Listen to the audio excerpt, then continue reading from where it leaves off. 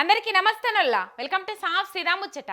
మహానటుడు మంచు మోహన్ బాబు సార్ మంచితనం చూసి ఒకడు బాగా ముంచిపోయిండట కదా. నమ్మి నాన్న వస్తే పుచ్చి బుర్రలైనట్లు పిలిచి పనిస్తే పంగనామాలు పెట్టిపోయిండట. మరి ఏందో ఆ కథ చూడుండ్రు మీరే.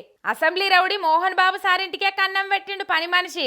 హైదరాబాద్ శివారు జల్పల్లిల కాడ మోహన్ బాబు సార్కు పెద్ద ఇల్లు ఉన్నది. ఎప్పటి సందో అదే ఇంట్లో ఉంటున్నాడు. అయితే ఆయన తానే నమ్మకంగా నాయక్ అనేట ఆయన పని చేస్తుండేనట.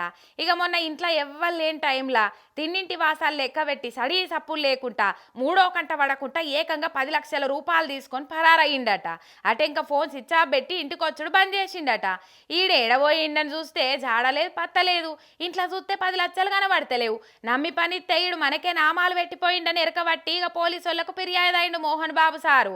కలెక్షన్ కింగ్ ఇంట్లోనే 10 లక్షలు కలెక్షన్ చేసుకొని పోయిండంటే ఎన్ని గుండెలున్నాయో ఆ పనైనకు. ఇక పోలీసు వాళ్ళు దేవులాడి తిరుపతి నాయకును పట్టుకున్నారట. ఇక 10 లక్షలు రికవరీ చేసిండ్రట. అప్పుడు మంచు మోహన్ బాబు సారు మంచోడు కాబట్టి మంచిగా జరిగిందని ఫ్యాన్స్ కూడా ఖుషి అవుతుండ్రట.